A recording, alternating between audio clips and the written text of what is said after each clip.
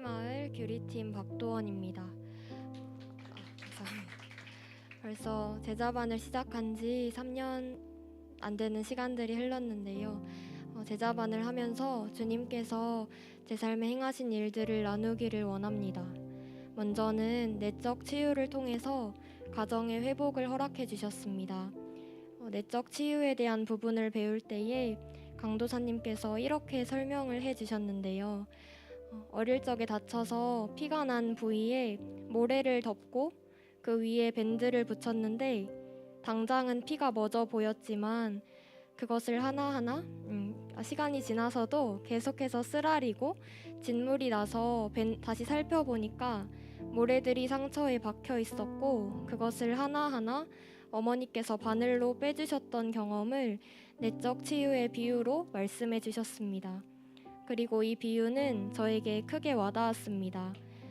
근데 막상 이론을 들었지만 실제적으로 누구를 용서해야 할지가 떠오르지 않아서 하나님께 주님, 제가 용서할 사람이 있다면 떠오르게 하시고 용서할 수 있도록 도와주세요 라고 기도를 했습니다. 그리고 그 다음 주 수업에서 내적 맹세에 대해서 배웠는데 수업 끝자락에서 제 안에 아빠에 대한 잘못된 내적 맹세를 했던 것을 취소해야 한다는 마음이 들었습니다. 그리고 그와 함께 알 수 없는 슬픔과 분노가 뒤섞인 눈물이 수업 도중에 참을 수 없이 계속해서 흘러나왔습니다. 수업이 끝나고 난 뒤에 계속해서 이어서 기도를 하게 되었는데 제 안에 덮어두었던 상처와 그 위에 박혀있던 모래알들이 드러나고 주님과 함께 하나하나 빼어내는 시간들이 있었습니다. 특별히 부모님을 용서하게 하셨는데 성령님께서 제 안에 그러려니 하고 넘겨두고 덮어두었던 상처들이 생각나게 하셨습니다.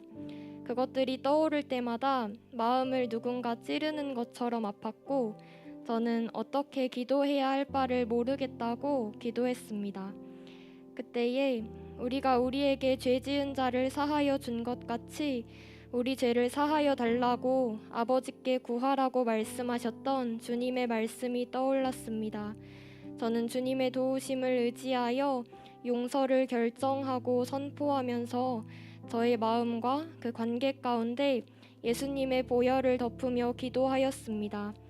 또한 기도를 하면 할수록 너무 많이 울어서 그런 건지 머리가 깨어질 듯이 아프고 토할 것 같은 그러한 느낌을 처음으로 경험하기도 했습니다.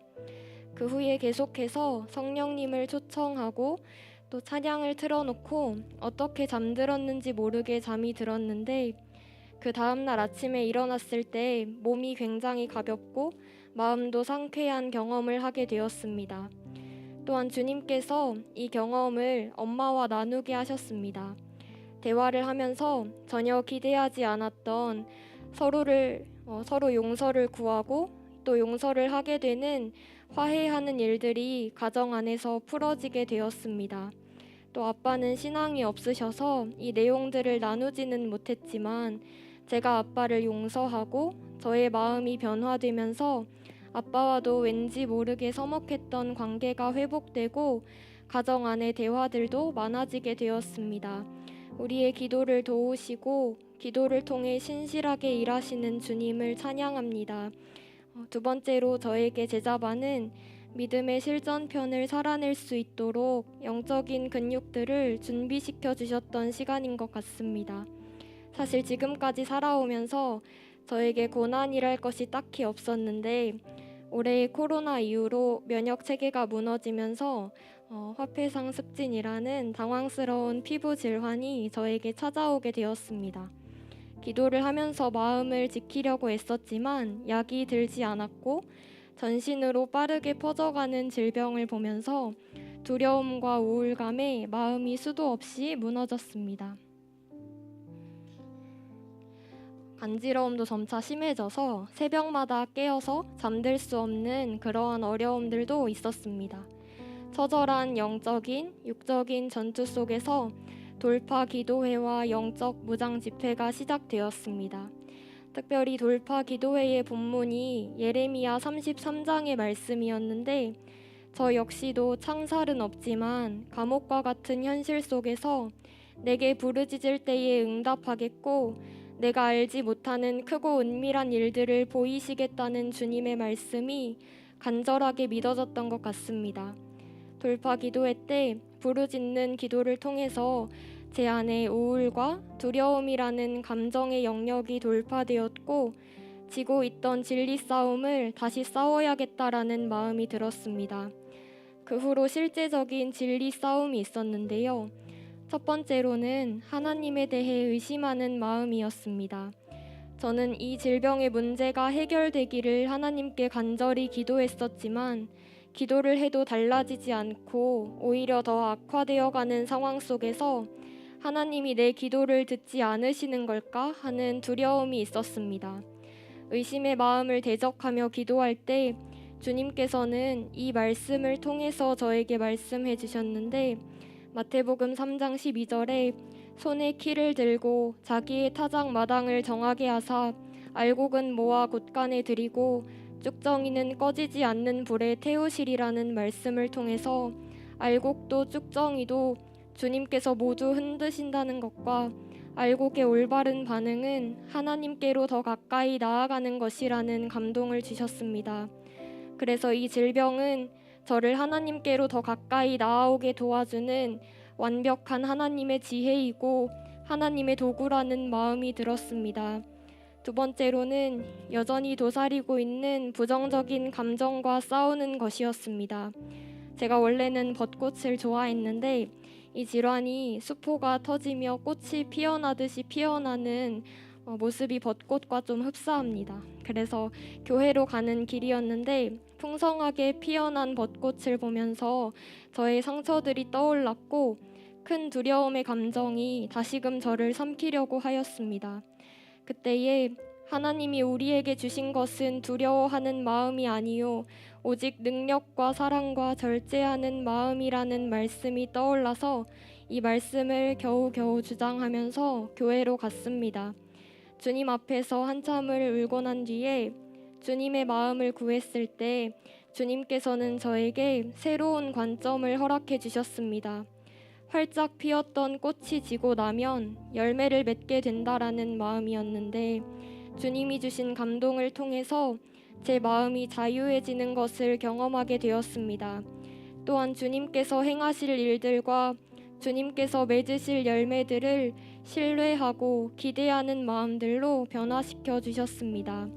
세 번째로는 제한된 상황 속에서 불평하지 않는 것이었습니다. 갑작스러운 피부 질환으로 인해서 음식에 제한이 많아지고 교제를 하는 데에도 어려움이 있었습니다. 제가 원래 가리는 음식도 없고 다 잘 먹었던 사람이었는데 하루아침에 밖에서 사 먹을 수 있는 음식이 거의 없게 되는 상황이 되었습니다. 이전에 없던 상황에 대해서 당황스러운 마음이 들어서 주님 이건 뭐예요? 이 상황에서 제가 뭘 깨닫길 원하세요? 하면서 주님의 마음을 구했습니다. 그러자 문득 이스라엘 백성들이 광야 생활을 할 때에 하나님이 공급하시는 만나와 메추라기가 그들의 육신의 양식이었다는 것이 떠올랐습니다. 그러면서 지금의 때가 광야구나 하고 이 시즌을 해석할 수가 있었습니다. 주님만 신뢰하는 법을 배우고 주님의 공급하심만을 의지하며 부르심을 정복할 성품과 믿음을 준비시키는 곳이라는 마음이 들었습니다. 또한 주님의 목적은 광야가 아니며 약속의 땅이기에 이 광야에서의 훈련을 잘 통과해서 주님이 주신 약속의 땅에서도 끝까지 승리할 수 있는 자가 되기를 원합니다.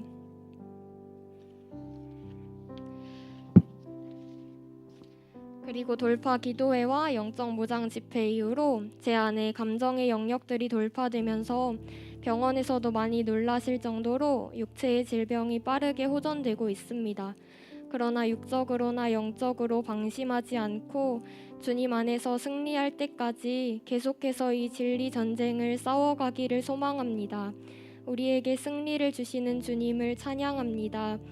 이 모든 시간들을 통해서 제 안에 고백되는 것은 주님은 가장 선하신 아버지이시며 주님의 뜻은 언제나 옳으시며 주님의 사랑만이 영원히 흔들리지 않는 반석이 되신다는 것입니다.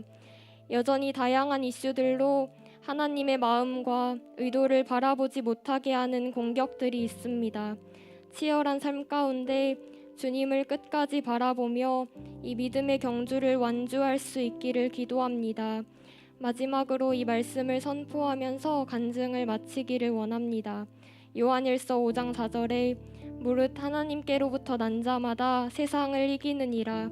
세상을 이기는 승리는 이것이니 우리의 믿음이니라. 아멘. 이상으로 저의 간증을 마치도록 하겠습니다. 감사합니다.